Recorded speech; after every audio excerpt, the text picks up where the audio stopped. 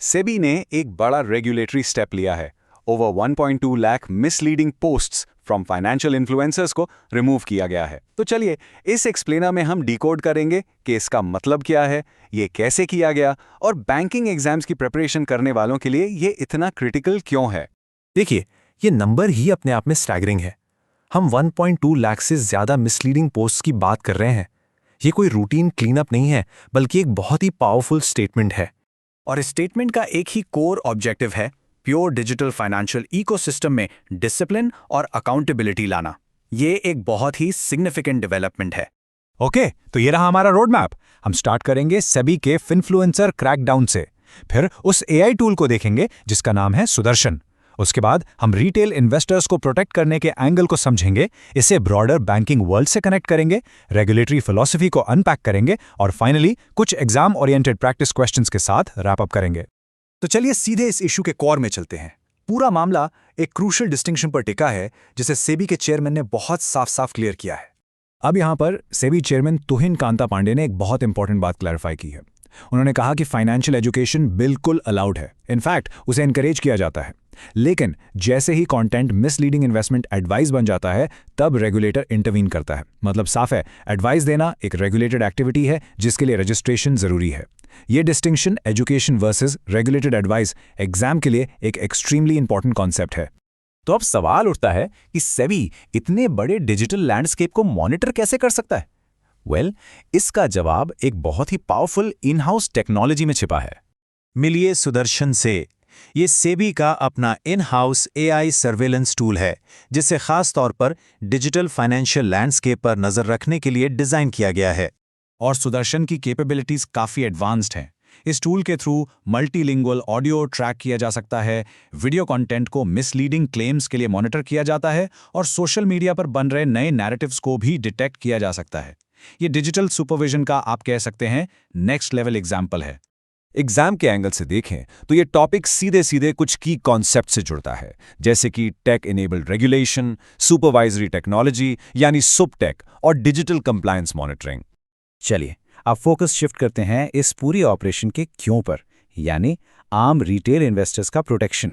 Chairman ने derivatives market का भी रेफरेंस दिया, खासकर पोस्ट कोविड, जहां सोशल मीडिया नैरेटिव्स ने रिटेल इन्वेस्टर्स को बहुत इन्फ्लुएंस किया है।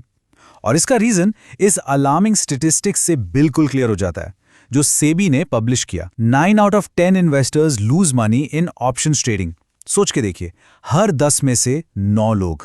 इसके रिस्पॉन्स में सेबी ने एक डायरेक्ट इंटरवेंशन इंप्लीमेंट किया है। अब ट्रेड करने से पहले स्टैट्यूटरी वार्निंग पॉपअप्स आते हैं, जो इन्वेस्टर्स को हाई रिस्क्स के बारे में अलर्ट करते हैं।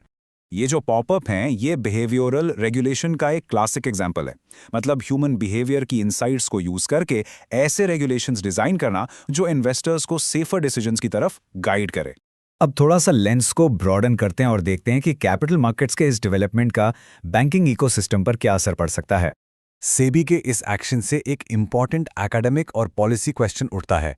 क्या similar surveillance frameworks banking ecosystem में भी स्ट्रेंथन होने चाहिए? क्योंकि हमने रीसेंट ईयर्स में देखा है कि प्रोफेशनल डेजिग्नेशंस का मिसयूज, मिसलीडिंग टाइटल्स का यूज और अनवेरिफाइड एडवाइजरी क्लेम्स जैसे चैलेंजेस बैंकिंग स्पेस में भी आ रहे हैं। और जैसे जैसे डिजिटल पार्टिसिपेशन बढ़ रहा है, रेगुलेटरी क्लैरिटी और भी इंपॉर्टेंट हो जाती है। बैंकिंग एग्जाम एस्पिरेंट्स के लिए ये टॉपिक कनेक्ट होता है consumer protection, fit and proper norms, regulatory perimeter, digital governance और सुपरवाइजरी ओवरसाइट जैसे टॉपिक से। मतलब रेगुलेशन अब सिर्फ इंस्टीट्यूशंस तक लिमिटेड नहीं है, डिजिटल कंडक्ट भी इक्वली मॉनिटर्ड है। आइए अब उस फिलॉसफी को समझते हैं जो इन रेगुलेटरी एक्शंस को गाइड कर रही है। सेबी चेयरमैन ने अपने अप्रोच को समझाने के लिए एक पावरफुल एनालॉजी यूज की। उन्होंने कहा, रेगुलेशन स्लेज हैमर अप्रोच नहीं है, ये सर्जन्स नाइफ की तरह प्रिसाइज होना चाहिए। इसका मतलब क्या है? इसका मतलब है कि गोल ओवर रेगुलेशन या अंडर रेगुलेशन नहीं है, बल्कि ऑप्टिमम रेगुलेशन है। एक ऐसा अप्रोच जो प्रिसाइज हो, बैलेंस्ड हो। और ये फिलॉसफी आरबीआई और बैंकिंग सुपरविजन के प्रिंसिपल्स से भी अलाइन करती है। ठीक है, अब जब हमने की एस्पेक्ट्स कवर कर लिए हैं, चलिए आपकी अंडरस्टैंडिंग को टेस्ट करते हैं कुछ एग्जाम ओरिएंटेड क्वेश्चंस के साथ। पहला सवाल, सेबी के in house AI surveillance tool का नाम क्या है? ऑप्शंस है ए सुरक्षा, बी सुदर्शन, सी नेत्रा या डी रक्षक। और सही जवाब है बी, सुदर्शन।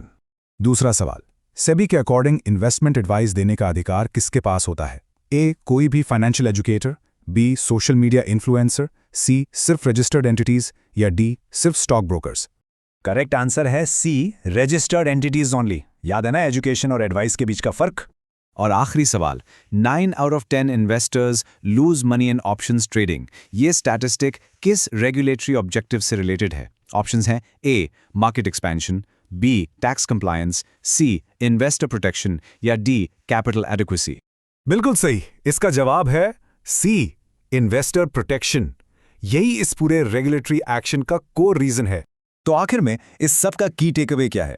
यही कि डिजिटल एरा में रेगुलेशन का मतलब सिर्फ रूल्स बनाना नहीं है, बल्कि टेक्नोलॉजी के थ्रू ट्रांसपेरेंसी, अकाउंटेबिलिटी और क्रेडिबिलिटी इंश्योर करना है। चाहे कैपिटल मार्केट्स हों या बैंकिंग सिस्टम, ये 3 पिलर्स फ्यूचर रेगुलेटरी फ्रेमवर्क के कोर में रहेंगे और इसलिए ये टॉपिक आपके आने वाले एग्जाम्स के लिए हाईली रेलेवेंट है।